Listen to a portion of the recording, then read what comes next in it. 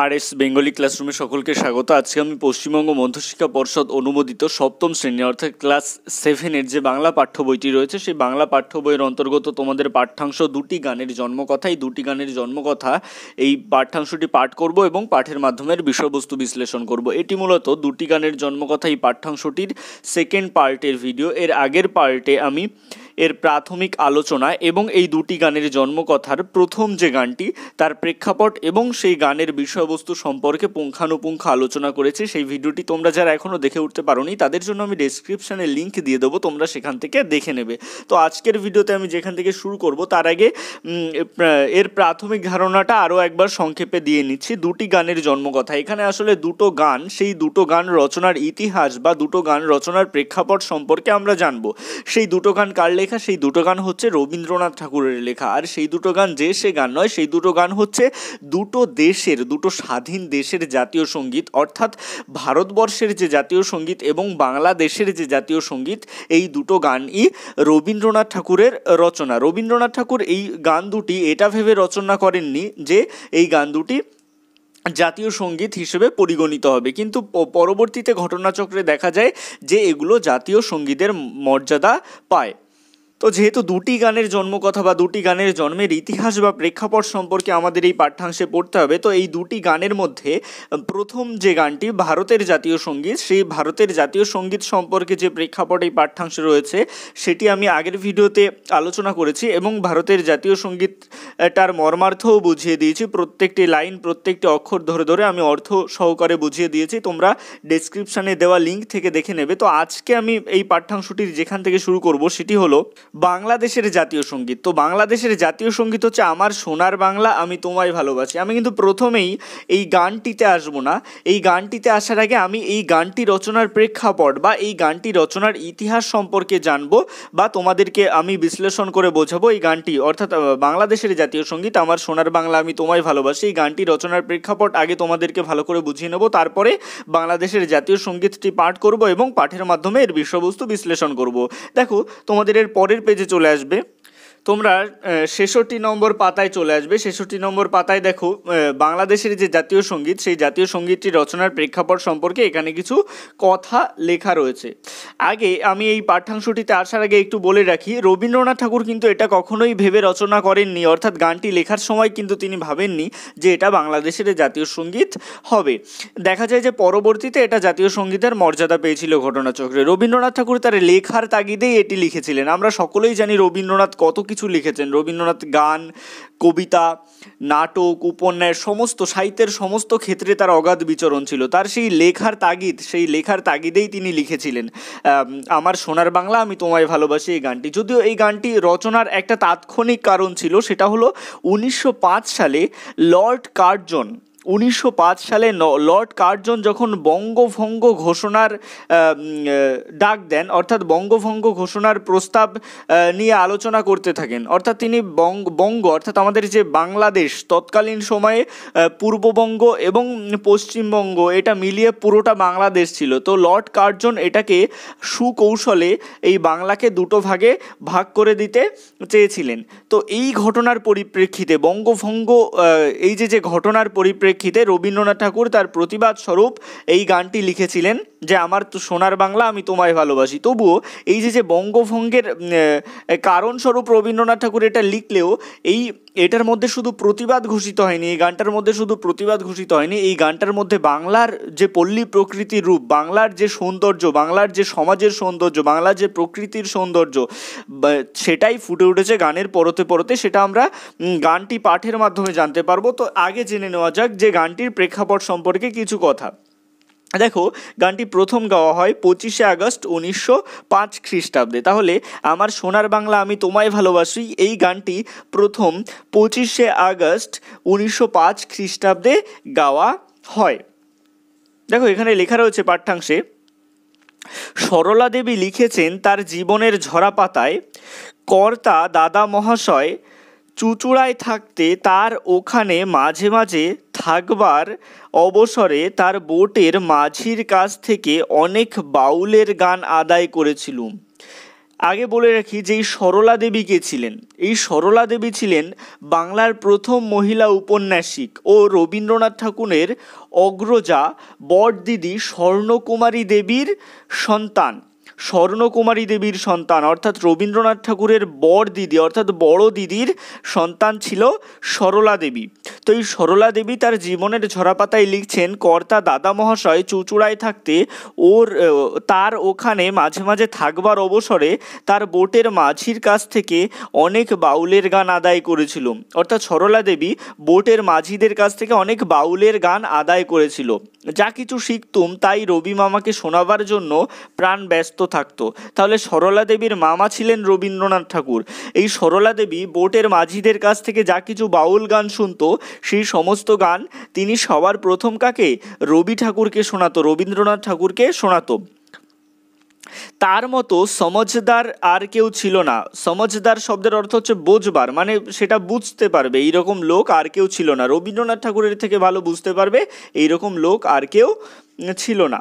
তারপরে দেখো বলছে, যেমন যেমন আমি শোনাতুম অমনি অমনি তিনি সেই সুর ভেঙে কখনো কখনো তার কথাগুলির কাছাকাছি দিয়ে গিয়ে এক একখানি নিজের গান রচনা করতেন। অর্থাৎ রবীন্দ্রনাথ ঠাকুরের ভাগ্নি সরলা দেবী মাঝিদের কাছ থেকে যে সমস্ত বাউলের গান বা মাঝিরা সাধারণত ভাটিয়ালি গান, সারি গান এই সমস্ত গান করতো, এই গানগুলোর মধ্যে, মাঝিদের গানগুলোর মধ্যে একটা নিজস্ব পল্লী প্রকৃতির একটা রূপ থাকতো, পল্লী প্রকৃতির একটা গন্ধ থাকতো সেই গানের মধ্যে, ভালোবাসা থাকতো পল্লী প্রকৃতির প্রতি, বাংলাদেশের প্রতি, বাংলা মাটির প্রতি টান থাকতো। তো সেই সমস্ত গান যখন সরলা দেবী রবীন্দ্রনাথ ঠাকুরকে শোনাতেন, তখন রবীন্দ্রনাথ ঠাকুর কি করতো? তখন রবীন্দ্রনাথ ঠাকুর অমনি অমনি তিনি সেই সুর ভেঙে, অর্থাৎ তার ভাগ্নির কাছ থেকে সেই সমস্ত গান শুনে সেই সমস্ত সুরকে ভেঙে আবার কখনো কখনো সেই সমস্ত গানের কথার কাছাকাছি গিয়েই এক একখানে নিজের গান রচনা করতেন। অর্থাৎ সেই রকম গানের কাছাকাছি নিজে নতুন কিছু সৃষ্টি করতেন। কে সৃষ্টি করতেন? রবীন্দ্রনাথ ঠাকুর নতুন গান রচনা করতেন। যেমন এখানে কিছু গানের নাম দেওয়া রয়েছে, কোন আলোকে প্রাণের প্রদীপ। দেখো, কোন আলোকে প্রাণের প্রদীপ, যদি তোর ডাক শুনে কেউ না আসে, আমার সোনার বাংলা প্রভৃতি। এই সমস্ত গান কিন্তু রবীন্দ্রনাথ ঠাকুর তখন রচনা করেছিলেন। অনেক গান সেই মাঝির কাছ থেকে আহরিত আমার সুরে বসান। অর্থাৎ এইরকম অনেকে গান আছে যেটা রবীন্দ্রনাথ ঠাকুরের ভাগ্নি মাঝিদের কাছ থেকে শুনে সে রবীন্দ্রনাথ ঠাকুরকে শুনিয়েছিলেন। আর রবীন্দ্রনাথ ঠাকুর সেই সমস্ত গানগুলিকে কি নিজের মতন করে ভেঙে আবার কখনো সেই গানগুলোর কাছাকাছি দিয়ে গিয়ে নতুন কথা বসিয়ে বা নতুন সুর বসিয়ে নতুন গান তৈরি করতেন। তাই এখানে বলা হচ্ছে যে অনেক গান সেই মাঝির কাছ থেকে আহরিত আমার সুরে বসান। অর্থাৎ মাঝিদের কাছ থেকে নতুন গান শুনে তিনি নতুন করে সুর করে সেগুলোকে বসান। তারপরে দেখো, প্রশান্ত কুমার পাল অনুমান করেছেন বঙ্গভঙ্গের নির্দিষ্ট তারিখটি জানতে পারার তাৎক্ষণিক আবেগে গানটি রচিত হয় ও ভক্তদের সূত্রে সমগ্র কলকাতায় ছড়িয়ে পড়ে। প্রশান্ত কুমার পাল এখানে কি অনুমান করেছেন? প্রশান্ত কুমার পাল অনুমান করেছেন বঙ্গভঙ্গের নির্দিষ্ট তারিখটি জানতে পারার তাৎক্ষণিক আবেগে, অর্থাৎ বঙ্গভঙ্গ যখন একদম ঠিক হয়ে গেছে যে বাংলাকে ভাগ করা হবেই এবং তারিখও নির্দিষ্ট হয়ে গেছে, সেই তারিখটি যখন রবীন্দ্রনাথ ঠাকুর জানতে পারে এবং বুঝতে পারে যে বঙ্গভঙ্গ আসন্ন, অর্থাৎ এই বাংলা প্রদেশকে ভাগ করে ফেলা হবে, তো সেই তারিখটি যখন জানতে পারে তার তাৎক্ষণিক আবেগে রবীন্দ্রনাথ ঠাকুর এই গানটি রচনা করে। আসলে তৎকালীন সময়ে সকলেই ইংরেজদের বিরুদ্ধে লড়াই করছিল, কেউ সম্মুখ সমরে নেমেছিল, বা যারা শিল্পী আছে তারা তাদের লেখনীর মাধ্যমে, তারা তাদের সৃষ্টির মাধ্যমে ইংরেজদের বিরুদ্ধে সাধারণ মানুষকে সজাগ করত। তো রবীন্দ্রনাথ ঠাকুর তাদের মধ্যে অন্যতম ছিলেন। এর জন্য রবীন্দ্রনাথ ঠাকুর যখন জানতে পারেন যে বঙ্গভঙ্গ আসন্ন, বঙ্গভঙ্গের তারিখও নির্দিষ্ট হয়ে গেছে, তো সেই আবেগে রবীন্দ্রনাথ ঠাকুর তার তাৎক্ষণিক আবেগে এই আমার সোনার বাংলা আমি তোমায় ভালোবাসি এই গানটি রচনা করেন ও ভক্তদের সূত্রে সমগ্র কলকাতায় ছড়িয়ে পড়ে। এবং রবীন্দ্রনাথ ঠাকুরদের তৎকালীন সময়ে যারা ভক্ত ছিল তাদের সূত্রে সারা কলকাতায় এই গান ছড়িয়ে পড়ে যে আমার সোনার বাংলা আমি তোমায় ভালোবাসি। অর্থাৎ আমাদের যে বঙ্গভূমির প্রতি ভালোবাসা, আমাদের ভারতবর্ষের যে বঙ্গ একটা প্রদেশ তার প্রতি যে ভালোবাসা, সর্বোপরি ভারতবর্ষের প্রতি যে ভালোবাসা, সেটাই কিন্তু তৎকালীন সময়ে এটা প্রকাশিত হয়েছিল। তার পরবর্তী ক্ষেত্রে কি হয়ে যায়? তার পরবর্তী ক্ষেত্রে যখন বাংলাদেশ স্বাধীন রাষ্ট্রে ঘোষিত হয়ে যায়, যেহেতু এই গানটি একমাত্র বাংলাকে কেন্দ্র করে রচিত, বাংলার রূপ এই গানটির মাধ্যমে প্রতিফলিত হয়েছে, বাংলাকে এই গানটি মাধ্যমে তুলে ধরা হয়েছে, বাংলার যে রূপ সেটাকে সুন্দর করে তুলে ধরা হয়েছে গানটির প্রতিটা পরতে পরতে। এর জন্য বাংলাদেশের জাতীয় সঙ্গীত হিসেবে এই গানটির মর্যাদা দেওয়া হয় পরবর্তীতে। দেখো, রবীন্দ্রনাথ তখন সপরিবারে গিরিডিতে এখানে বসে তিনি 22 থেকে 23টা গান রচনা করলেন। এটা শর্ট কোশ্চেন হিসেবে আসতে পারে যে রবীন্দ্রনাথ ঠাকুর যখন গিরিডিতে ছিলেন তখন তিনি কতগুলি গান রচনা করেছিলেন। 22 থেকে 23টি গান রচনা করেছিলেন, যেগুলি আজ স্বদেশী গান নামে পরিচিত। অর্থাৎ কোন গানগুলিকে স্বদেশী গান বলা হচ্ছে? রবীন্দ্রনাথ ঠাকুর যখন সপরিবারে গিরিডিতে ছিলেন সেই সময় 22 থেকে 23টা গান রচিত হয়েছিল। সেই প্রেক্ষাপট কিন্তু বঙ্গভঙ্গের আন্দোলনের সময়, যেগুলি আজ স্বদেশী গান নামে পরিচিত। বঙ্গভঙ্গ আন্দোলনের পরিপ্রেক্ষিতে এই গানগুলি সে সময় বিপুল উদ্দীপনার সঞ্চার করেছিল। অর্থাৎ আমাদের ভারতবাসীদের মনে, আমাদের তৎকালীন সময়ের ভারতবর্ষের কথা আমি বলছি, তৎকালীন সময় বাংলাটাও কিন্তু তার অন্তর্গত ছিল, আলাদা করে পূর্ব পাকিস্তান ছিল না। তো বাংলাকে যখন ভাগ করা হবে তখন আমাদের দেশীয় মানুষদের মনে যে বাংলাকে ভাগ করতে দেওয়া হবে না, ইংরেজদের প্রতি প্রচণ্ড ক্ষোভের সঞ্চার ছিল, চারিদিকে নানান আন্দোলন চলছিল। তো তার মধ্যে, সে আন্দোলনের মধ্যে রবীন্দ্রনাথ ঠাকুরের গানগুলো যেন আমাদের যে ভারতবাসী বা বিদ্রোহী সত্তা যারা ছিল, যারা ইংরেজদের বিরুদ্ধে বিদ্রোহ করছিল দেশের স্বাধীনতার জন্য, তাদের প্রাণে যেন নতুন করে উদ্দীপনার সঞ্চার করছিল এই গানগুলো, বিপুল উদ্দীপনার সঞ্চার করছিল রবীন্দ্রনাথ ঠাকুরের গানগুলো, যেগুলো স্বদেশী গান নামে পরিচিত। তারপরে দেখো, 1971 সালে স্বাধীন বাংলাদেশ রাষ্ট্র স্থাপিত হলে গানটির এই প্রথম 10 পংক্তি সেখানকার জাতীয় সঙ্গীত হিসেবে গৃহীত হয়। তাই 1971 সালে যখন বাংলাদেশ স্বাধীন রাষ্ট্র হিসেবে স্থাপিত হয় তখন এই গানটি প্রথম 10 পংক্তি হিসেবে সেখানকার জাতীয় সঙ্গীত হিসেবে গৃহীত হয়। দেখো, এই পাঠ্যাংশটি থেকে আমরা কিন্তু আরও একটা জিনিস শিখলাম যে শুধুমাত্র ভারতবর্ষ এবং বাংলাদেশের জাতীয় সঙ্গীত রবীন্দ্রনাথ ঠাকুরের রচনা, এটাই শুধু শিখলাম না, তার সাথে শিখলাম কি ভারতবর্ষ এবং বাংলাদেশের কিন্তু একটা ঐকান্তিক এবং আত্মিক সম্পর্ক ছিল, যেটা পরবর্তীতে ইংরেজরা আমাদের বঙ্গভঙ্গ করে বাংলাকে ভাগ করে দেওয়া হয় এবং বাংলার কিছুটা অংশ পূর্ব পাকিস্তানে চলে যায়, যেটা এখন বর্তমানের বাংলাদেশ। এর জন্য যে আমাদের একটা আত্মিক সম্পর্ক সেটাও কিন্তু ফুটে ওঠে।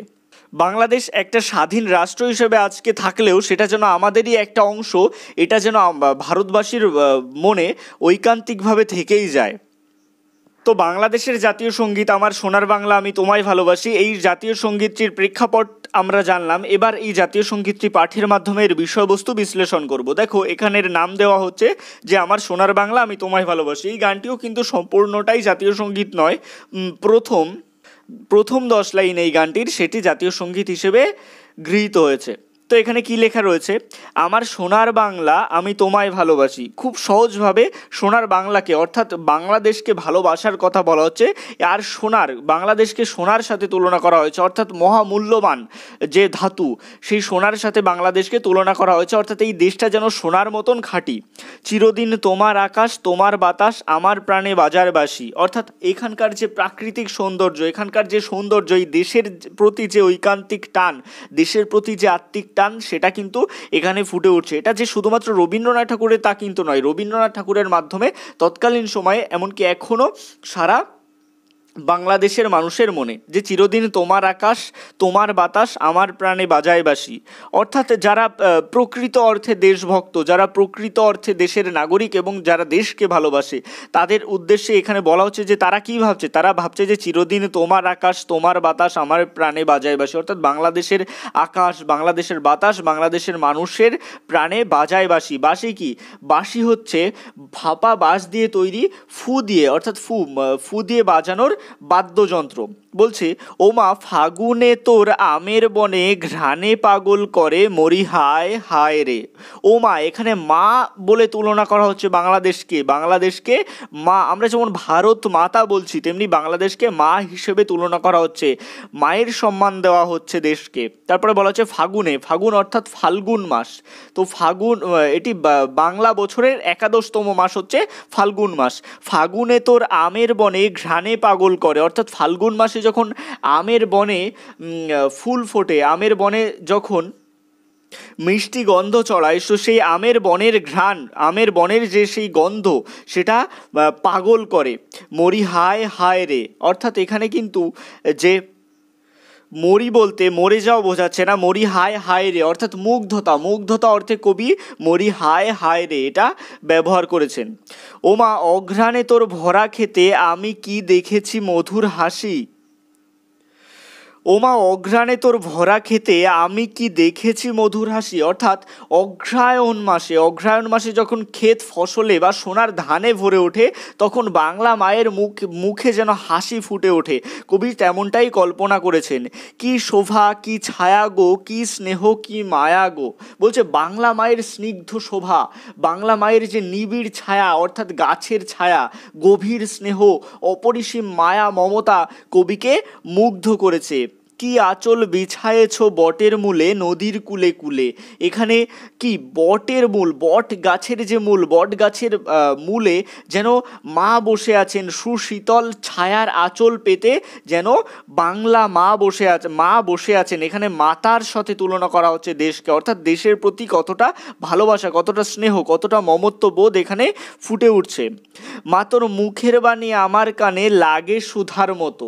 বলছে বাংলা মায়ের মুখের বাণী কবির কাছে যেন সর্বদাই অমৃত বর্ষণ করে চলেছে, অমৃতের সমান। অমৃত শব্দের অর্থ কি? অমৃত হচ্ছে যেটা পান করলে মানুষ কখনো মরে না, তো সেটাকেই বলা হয় অমৃত। তো বাংলা মায়ের মুখের বাণী, বাংলা মায়ের মুখের কথা যেন কবির কাছে সেই অমৃতের সমান, অমৃত সুধার সমান। মরি হায় হায় রে, অর্থাৎ এই যে স্নিগ্ধতা সেটা কবিকে মুগ্ধ করছে, তার জন্য কবি বলছেন যে মরি হায় হায় রে। মা তোর বদনখানি মলিন হলে ও মা আমি নয়ন জলে ভাসি। দেখো মা তোর বদনখানি মলিন হলে, বদন শব্দের অর্থ হচ্ছে মুখ। এখানে মা কে? এখানে মা হচ্ছে বাংলা মা মানে কি সোনার বাংলা, যেটাকে বলা হচ্ছে বাংলাদেশ মাতা। বলা হচ্ছে মা তোর বদনখানি, বদন মানে কি? মুখ। তো মায়ের মুখ যদি মলিন হয় বা বিষণ্ণ বা ম্লান হয়ে যায় বা মুখ কালো হয়ে যায়, আমরা খুব সহজ অর্থে যদি বলি তাহলে এইরকম অর্থ হবে, বা মা তোর বদনখানি মলিন হলে মানে কি? মা তোর মুখটা বিষণ্ণ হয়ে গেলে ও মা আমি নয়ন জলে ভাসি, অর্থাৎ আমার চোখে জল আসে। অর্থাৎ মায়ের মুখ যদি কালো হয়ে যায়, মায়ের মুখ যদি মলিন হয়ে যায় বা বিষণ্ণ হয়ে যায়, তখন যেন কবির চোখ জলে ভেসে যায়, অর্থাৎ কবি অত্যন্ত বেশি দুঃখ পান। তো এভাবেও বলা যেতে পারে যে সেই সদা হাস্যময়ী বাংলা মায়ের মুখ যদি কখনো দুঃখে বিষণ্ণ হয়ে যায়, তখন যেন কবি সেটা সহ্য করতে পারেন না, তার চোখে জল চলে আসে, অর্থাৎ বাংলা মায়ের দুঃখ তিনি কখনোই সহ্য করতে পারেন না। তো এই গানটির পরতে কিন্তু বাংলার গাছপালা, বাংলার আকাশ, বিভিন্ন প্রকৃতিতে বাংলার শোভা, বাংলার নদ নদী কবিকে বারবার মুগ্ধ করেছে। এবং বাংলা মায়ের প্রতি কবির যে সম্মান, কবির যে শ্রদ্ধা, যে ভালোবাসা, সেটিও নিবেদিত হয়েছে এই গানের মাধ্যমে। তো এটাই ছিল দুটি গানের জন্মকথা পাঠ্যাংশটির সেকেন্ড পার্টের সম্পূর্ণ ভিডিওটি কেমন লাগলো অবশ্যই কমেন্টের মাধ্যমে জানিও। ভালো লাগলে লাইক করো এবং একই ক্লাসের বন্ধুদের সাথে ভিডিওটি শেয়ার করতে ভুলো না। তোমাদের যদি নির্দিষ্ট কোনো টপিকের ওপর ভিডিও দরকার হয় অবশ্যই আমাকে কমেন্ট বক্সে জানাতে পারো। ভালো থেকো সকলে। সবশেষে একটাই রিকোয়েস্ট, এখনও পর্যন্ত যারা আমার চ্যানেলটিকে সাবস্ক্রাইব করে উঠতে পারেনি তারা অবশ্যই RS বেঙ্গলি ক্লাসরুম এই চ্যানেলটিকে সাবস্ক্রাইব করুন আর পাশে থাকা বেল আইকনটিকে প্রেস করুন নতুন ভিডিওর আপডেট সবার আগে পেতে।